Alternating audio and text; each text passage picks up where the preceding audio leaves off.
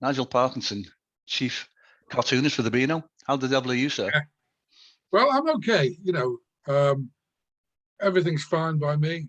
Yep. It's a rainy day here, but I'm coping by staying indoors. Well, are you in town centre, aren't you? Yeah, this is the middle of Liverpool. Yeah, I was going to ask you how the weather is, but I'll just look out the window. That's exactly right. You agreed today. I think there was a comic convention that's been cancelled. I think you were due to attend today.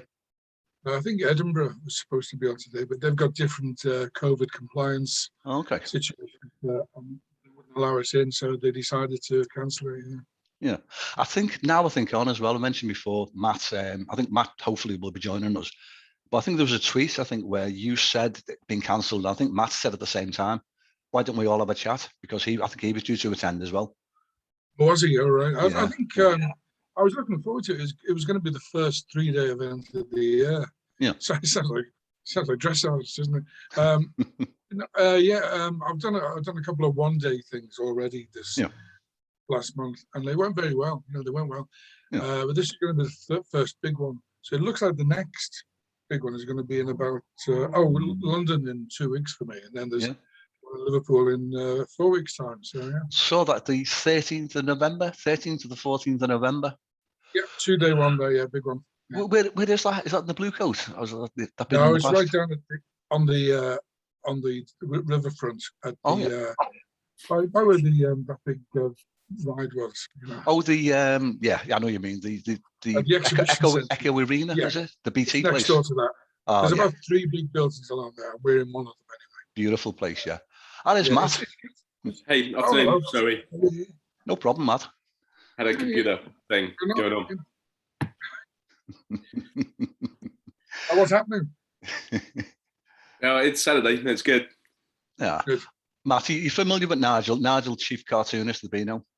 I mean, only by legends, not in the person. And I know Danny Pearson, who's a Beano artist. Oh, yes.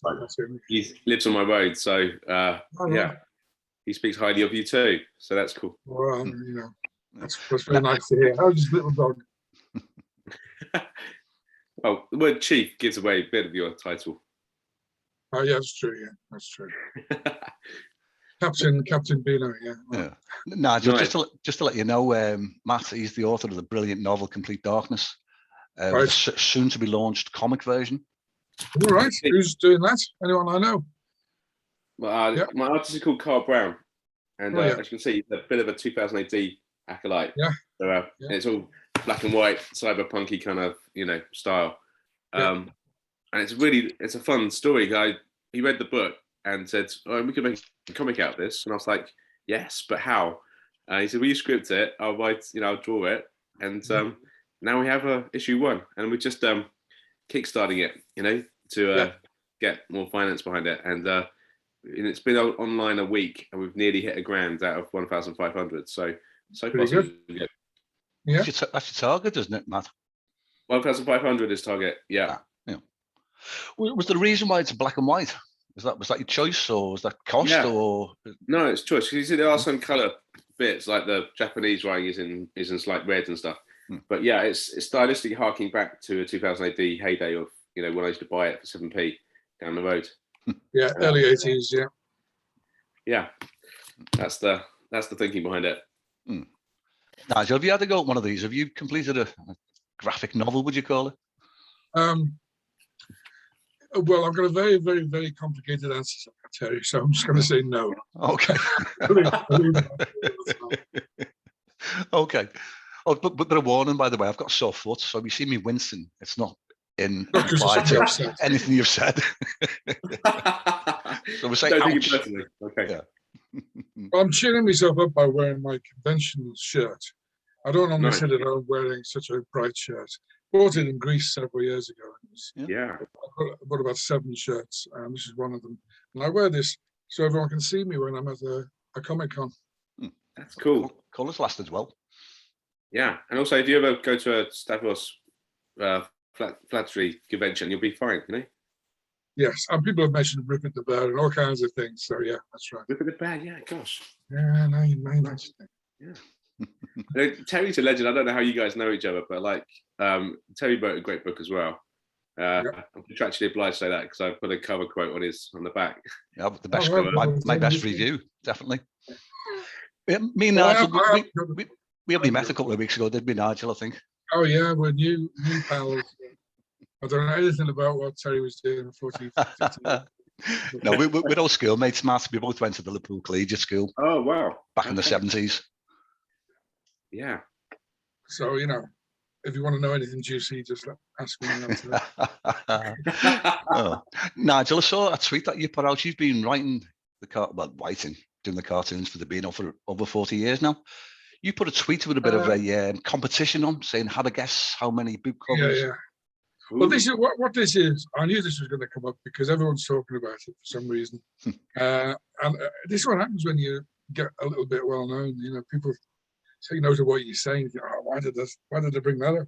But yeah, I've been drawing, as you know, for a long time, and I've done a lot of covers in my career, not just for the Beano, though most of them have been for the Beano, but also for other things. And I'm coming up to what I can only describe as a milestone.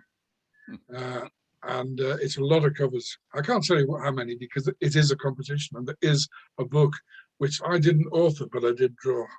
So that's going to be the prize. So okay, everyone can join in. I can say that most of the guesses have been sort of ballpark, but some are just ludicrous. I guess about 75,000. I think I've tweeted. Yeah, that's wrong. Oh, okay. No, it's not 50 either. So it's somewhere between the two. Okay. I mean, that's quite a margin. Yeah. Matt, getting back to your comic. Is this just issue 1? That's the Kickstarter campaign. Yeah, absolutely. So we wants to get it out fairly quickly, and but it takes. I'm such a noob when it comes to it all. It's a real, there's a whole art to it, and as I'm sure our esteemed friend here knows, kind of like you can't just plonk down images and let them work. You have to jiggle them around and look at the narrative, because the art does so much more of the storytelling than and you have so few words in the comic to actually do it. I'm used to having chapters of words to explain every little bit, but this one, it's real discipline, I guess, would be the word, to just cut your narrative down to just the key components and let the reader or the absorber of the artwork make the story, the arc themselves, kind of in their minds. It's exciting, but yeah, this is just issue 1, and the thinking is, if the Kickstarter is successful, we'll do another one, and we'll work our way through the book. It'll probably be slightly abridged. We won't do every chapter, and there'll be some Easter eggs in there for people who've read the book. So a lot of it, you'll go, oh yeah, I get that now. But other things will be like, oh hello, this is different. So keep you on your toes a bit too. Good. So it's an adjunct. It doesn't replace the book. It's something extra, but you can also read it as a book in its own right. Yeah. That's exactly it. Almost like you get on a DVD, you get alternative scenes and stuff. It could have gone this way. It's a bit like that. And then the joy is, though, it's just like finding an artist who really gets you is the key part. Because I don't have to give him a great deal of direction. He knows the characters now and he runs with it. And I sit back and just grin when he sends me artwork over. It's just an absolute joy. And it could have been so different. I mean, imagine if he really hadn't got it, it'd have been awful. And I'd just be like, oh mate, oh no. I'd be wincing momentarily in his foot, So it would be like, fortunately, that is not the case. I really love his interpretation of it. It's slightly different. I don't know if you can see here, when I first launched the book, I got some different artists to do character kind of stuff, just kind of what free reign, what they thought it might look like. And it's a whole different kind of feel to that. So, but this one is taking it to the next stage. And I don't know how much direction you get when you come up with a Beano, comic storyline. You've got some characters that you can't kind of deviate from too much, I guess. The well-known characters have to be a certain way, I suppose.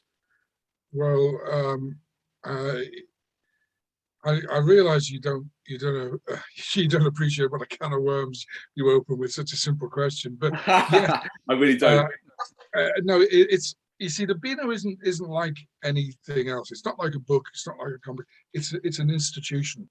Yeah. And we are all part of this big machine which makes this seemingly effortless, joyful little comic every week, you know. But there's a lot of work goes into it. Yeah. And one of the things that happens is that obviously the main characters, I'm in charge of Dennis and Nash, and I very often will draw the other characters as well for whatever reason. They all have to look like themselves. Right?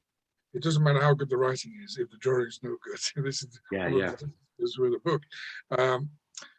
So my main job is to make sure that it's presented in a concise way, in a way that's on model, and in a way that's dynamic, interesting, funny, and also in some way, you know, makes you want to turn the page. So it's quite a complicated job. It's not just no pressure then.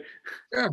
Whereas for example, the writer of Dennis and Nash is Nigel Parkinson, and he's also a cartoonist. So he presents his scripts actually as little drawings, you know. Okay. So he understands fully the grammar of comics. Not every writer, even for comics, understands fully the grammar of comics. No. Everyone understands it. And I'm really learning. Yeah. Well, I mean, there's ones who've been doing it for 20 years who still haven't got it. So, but he really understands it. He's really good at it because he's a cartoonist, and I find a great deal of inspiration in his enthusiasm for it. Sometimes you get a script from someone else, you know, that doesn't enthuse you quite so much. So you have to bring enthusiasm to it, which you have to kind of get from somewhere else, you know, and to make it work. And it's not always an easy job, but it's always a great job, because you start the day with a blank piece of paper and you end up with 2, 3, or 4 pages of fantastic stuff. Yeah, I mean that must be an absolute joy. But like the joy for me is that, you know, we're creating this from scratch, so we're setting how the characters will look. But for you, I bet you get like 1 million people write in if Dennis looks a bit wrong. Why not? You know. Well, yes and no, because, you know, the thing is, most of the audience are between 8 and 12, so they don't know what I did 5 years ago. Never mind 25 years ago.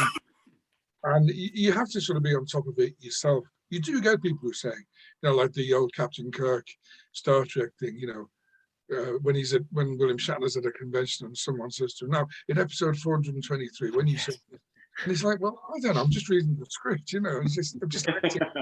And for me, I do get people, I've had people come up to me and say, you know, when you did that in issue number 349, did you? And I think, listen, I don't know what I did yesterday, never mind 10 years ago.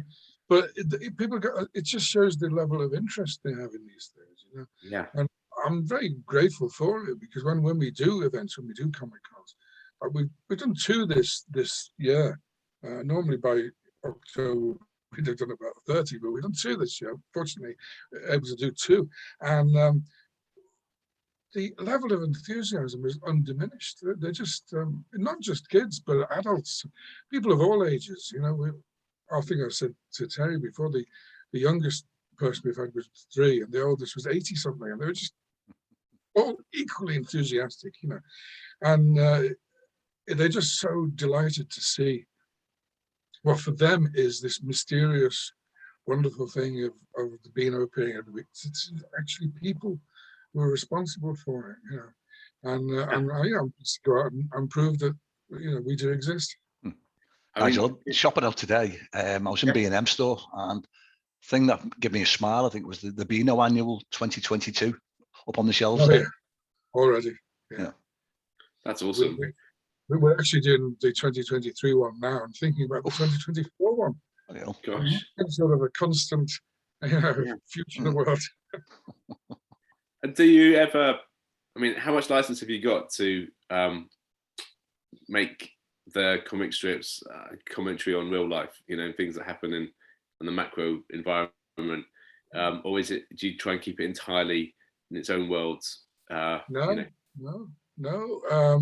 We have the mayor of Beano Town is a sort of an oafish man-child with small hands, who's been there since, 2016 or thereabouts. I remember when I remember in 2010 there was a general election, and there was a sort of a coalition here between Liberals, Democrats, and Conservatives. Yeah. And I was drawing a strip that day when the result came through, and I had, for some reason, there were a couple of Daleks in it, just in the background. And so I had one blue one and one yellow one, and they were saying collaborate, so we do this sort of thing quite often. And the writer Nigel Parkinson has had things like the mayor of Beano Town built a wall at one point, to keep out the town people. So we do it all the time. You don't necessarily really notice kids in it, but their parents would be, oh, well, I know what that's about. Actually, the kids do notice. So. Yeah, the cute ones will, and it's nice to have Easter eggs for those who want to look deep. I've enjoyed that too, because in a future metropolis, you've got a lot of billboard space, and kind of Blade Runner-esque, and I've had great fun just creating some adverts. Some for products in the novel, others just for kind of like like my son has a creative writing venture. So I created a little advert for his, website, and I put it in there as like the Easter egg, that kind of thing. Yeah, that's fun. I have done that kind of thing, but over a 40-year career, you've done everything. So you're looking at something. Nigel, I was reading today. Did you do the cartoon strip at the beginning of the Grange Hill television series? I didn't draw that. No, that was before my time. It was 1978, and I was still an amateur in those days. Okay. What I did do was I drew a Grange Hill comic strip in Fast Forward for about 6 or 7 years. Fast Forward, over that.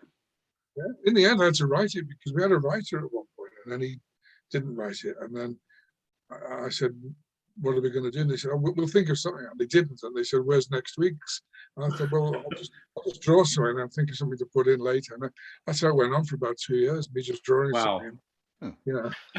What were you beating up with Phil Redmond on that?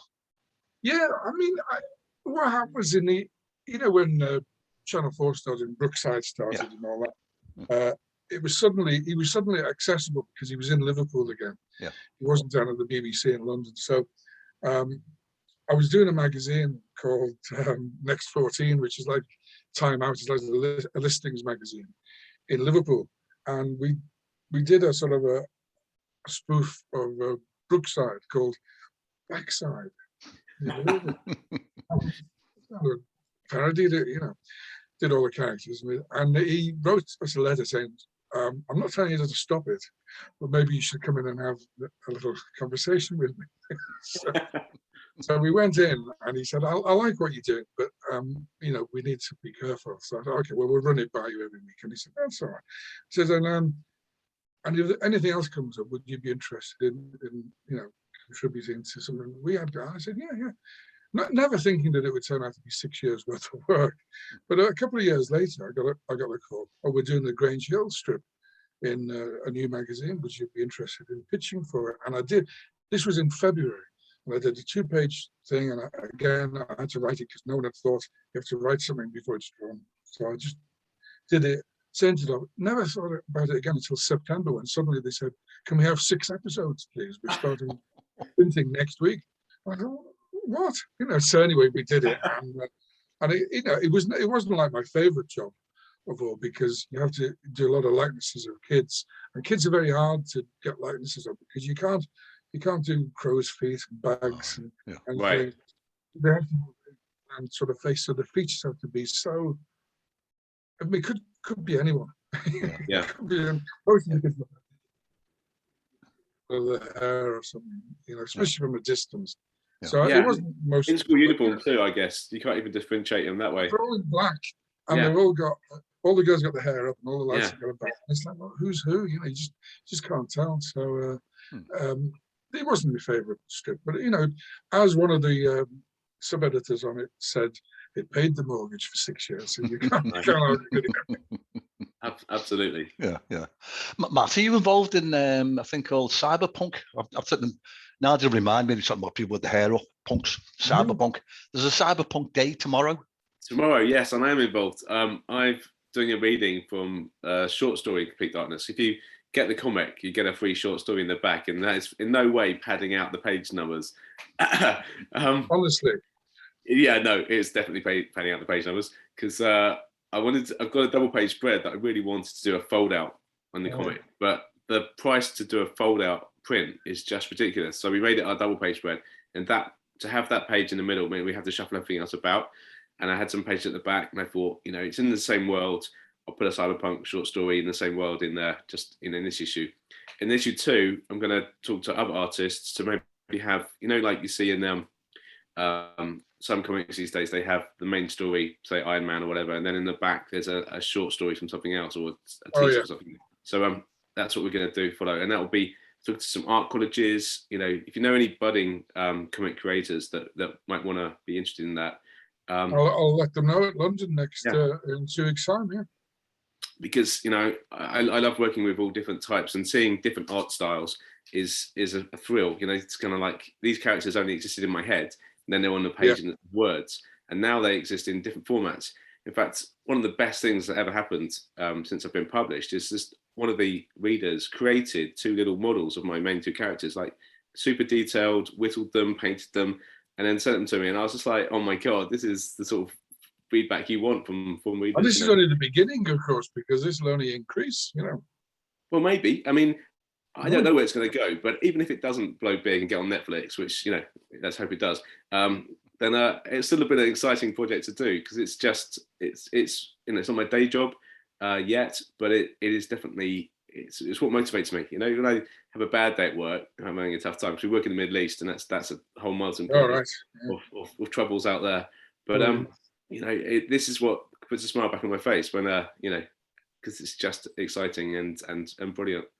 And you must feel that, you must still get that buzz, I guess, if you love comic creation. I've never had a job. I've never had a job. So for me, it was I wouldn't do it if I didn't love it. I enjoy it. Like I said, the idea you start with a blank page every morning is just brilliant, and you don't necessarily think to yourself, well, here's next month's rent that I'm drawing, but you are in effect you're creating wealth just by the fact that you can sit there. And it also happens that you're giving tremendous enjoyment to people, and you're bringing a part of yourself to it, and it's just everything's just brilliant, when you're creating something like that. So it's a great world to be in. Absolutely, and it's actually a really convivial world. I don't know if you've noticed, but and you must have met a whole lot of comic types over your years, but for me it's a new world for me, because in the authors, and there's a lot of authors who are supportive, and but it's always in some meetings a little bit of sniffiness. They're kind of like, all right, I'm one of the big 5 publishers, you're an indie publisher, are you? Oh, that's nice of you. But in the comic book, I was just literally at lunchtime in this work in progress comics meetup that we have, and everyone's excited, everyone's rooting for each other to succeed. They're going to Thought Bubble in a couple of weeks' time, and they have a table for anyone who's a member of this meetup can put comics on their table. And Thought Bubble is really tough to get into because it's a huge deal. So that kind of camaraderie and team spirit is brilliant in the comic world, and I hope you've experienced that and are a bastion of it. Well, yes. The full disclosure I have of this is I only started doing these. People never comics, like 5 years ago. Before that, I worked alone at home, but not necessarily alone. I did have colleagues I worked with, but I never met anyone who was interested in comics until 2015. Really, and it was a bit of a culture shock to find, because when I was a kid, like 15, 16, tell you, well, I've no idea what that was like. No. When I was about that age in Liverpool, I got to the collegiate every morning, feeling that I hadn't finished my maths homework. Drawing comics was seen as something a bit weird, although everyone at school was very supportive of me. Everyone was always thought I was, I should be doing it for a living when I got older, and I have, folks. That's fine. Yeah. Everyone else in Liverpool seemed to be dead against me doing it. All the teachers, I remember going to careers and them saying, "What do you want to be when you grow up?" And I said, "Draw comics." They said, "No, seriously." You know, Yeah. and I know that I seriously want to do it. And they said, well, yeah, you know, but it's not a very nice job. And I got people in publishing, people, but there used to be a comic called Look In.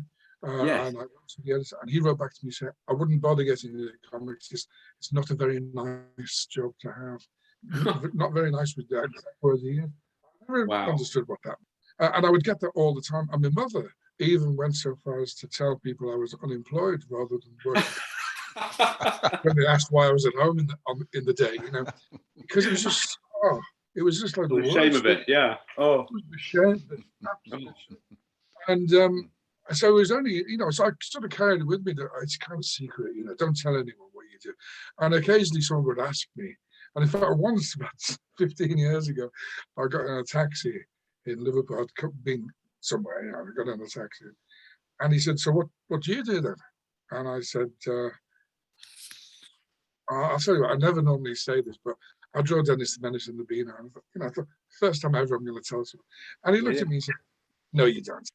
So I thought, well, but since 2015, I've met a lot of people involved in comics. And in fact, in 2016, I was at an event in Glasgow. And by some fluke, I got an award for something, being alive such a long time, probably. And when I got up and spoke, I noticed the entire room was full of these indie publishers in little comic books and little graphic novels and even books, you know. And there were some people from you know, Marvel and DC and you know, there was a variety of people, and they're all delighted that I'd won an award, and they're all wanted to hear what I said. And I said to them, I'd never thought this day would come where people would be able to talk about publishing for themselves. You know, they don't have to be millionaires to do it. All you need is a couple of £1,000 quid, you know, and you can get that through other people liking what you do. Yeah. You don't have to even put your own, for example. that kind of thing. And I said, this is just, it just fills me with such joy to think that this is going to go on. It's now a thing that you can do. It's like, Terry will remember it in our day, rock music and pop music was considered rather shameful, and our parents' generation was, is that a boy or a girl, you know? And it's a man wearing makeup and all this. Boy George. Now you do what you want, don't you? You know, you can do what you want. Anything's possible. There are entire evenings on TV where it's just full of kids wanting to be pop stars, you know? And that would have been considered the worst possible programming 40 years. So hang on, wait a minute. I've got something. I've got to click OK on now. There you go. You know, the world changes, and I just happen to be in the right place at that point to appreciate that comics are now an okay thing, you know, and they used to be so shameful, you know. Yeah, so it is still a bit weird for me, you know. And then they're being used in schools now to get people into reading and stuff, aren't they? Because like I grew up in the 80s. I was a child of like The Watchmen and, you know, The Dark Knight. Sort of really iconic kind of graphic novels, the first hit. But my parents were like, "Oh, why are you reading those? You know, isn't that kids stuff?" I'm like, "No, not at all. You know, it's for mature readers." And so it inspired me for my back of my comic. I had to put for mature readers. That's right. And then it says, "Your mum probably won't approve." And it's very true, and she doesn't approve, but you know that's okay. Which are the ones who think they've have to compulsion to speak on Twitter all the time, you know. Yeah. Oh, and also the bots, like, you know, like the there's a great documentary on I think it was Amazon about how they swing election votes by, you know, targeting people's social media with bots that will look for certain words and try and swing the vote. I mean, and the fact that it actually works is terrifying. You know, it's a dystopian future, and we're actually living in it, which is, it doesn't seem like it because there are enough relics of the past which we enjoy. But we're living in this terrible, strange world which we used to read about, you know. Well, that's a really good point. Like, I'm trying to write my second novel at the moment, and when I started it, I was making stuff up, and I thought, that'll never happen, and now it's actually happening. I'm like, oh god, it's like I'd have to make it more extreme or whatever to, you know, because things you didn't expect to be a thing, like, you know, people taking private space trips into space. It's now happening. It's like, okay, great, well done, guys. I remember. I remember reading 1984 when it was actually 1984 at the time that I read the novel. Wow. But you're seeing things now, like, I don't know, your television, you know, it's listening to you. You Yeah. can send messages off to different people. You know, Big Brother is literally watching us. Yes. It wasn't an instruction manual, as it is now. Yeah. That's right. And you know, the sad thing is that most people are not aware of it. I think you have to be of a certain generation. You have to grow up in the 60s, 70s, or 80s to really appreciate that. Anyone after that, they're so used to it that they haven't realized how intrusive it is yet. They might do it eventually. I hope they do, but they don't seem to at the moment. Yeah, when you say, "Oh, I really fancy a Coke," and then suddenly you get a Coke advert on your Facebook, you're like, "Oh, hello." What are the chances of that? Yeah. I did an experiment once with it. I was chatting to somebody on Facebook actually, and I said, "Let's talk about garden sheds," just out of the blue, and suddenly, you know, advertisements kept appearing. Weird. It's I can ask both of you if you want me to put a link, or what best link, if you do want a link. I know, Nigel, you've got your own wiki page. One of the few people out on here that have got their own dedicated wiki page. Well, you can put that on. You can put my blogspot. I was going to suggest, Blogspot. Nigel Parkinson cartoons. I've seen it. I've got a link on it here now. Yeah, that's fine. And then if I'm doing a gig near you, come and see me and get, you know. November, 13th of November, 13th to the 14th of November in Liverpool in the Echo Arena. Saturday, Sunday. That's what I'll do. Will do. Yeah. And you, Matt, best link for you? I've seen your, maybe the Amazon page or the Kickstarter page. I think the Kickstarter, if this is going out before the end of November, then you know, a couple of days time, I'll edit. Jump on it, you know, because I'd love that. I'm trying to put some stretch goals in. I've got in touch with this one guy who actually used to write stuff for 2000 AD, and he's going to do an alternative cover if we hit a stretch goal, which would be amazing. I mean, I hesitate to ask, but seeing as he's here, you know, Nigel felt like dabbling in cyberpunk and fancy doing a bit of art. You know, that would be a paid commission. But you know, you have to ask when you meet people like you, I think. Well, if I ever get a day off, I'll certainly consider it. Just cheers, man. I am working today, tomorrow, and Monday. Anyway, Why not ask? That's very true. Oh, and by the way, buy the Beano every week, everyone. It's the general public out there. It's on sale every week, every Wednesday. Yeah, it is. Beano Wednesdays, I call it, because I know Danny Pearson always tweets. He's always very keen. Yes, he's very keen. Yeah. Cool. Before we go, I don't know if Matty, you've heard that me and Nigel, we've had previous chats as I had with yourself, Matt. Do you want to tell Matt about the Paul McCartney Saving the Dandy? Have we got time? We've got about 4 minutes. Yeah. Okay.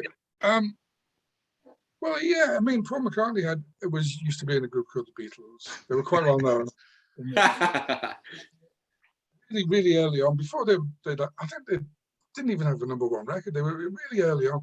They had this feature in NME, and it was lifelines. What's your favorite drink? What's your favorite color? You know, and one of those, what's your ambition? And each of the Beatles said what their ambition was. And Paul McCartney said to have my picture in the Dandy. And then it didn't happen. You know, it's one of the few things that hadn't happened for him.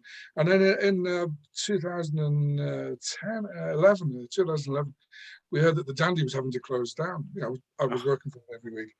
And so I thought, you know, it's now or never, I thought. So I got in touch with him through my various means and said, you know, it's now or never, Sir Paul, because he'd been knighted by then.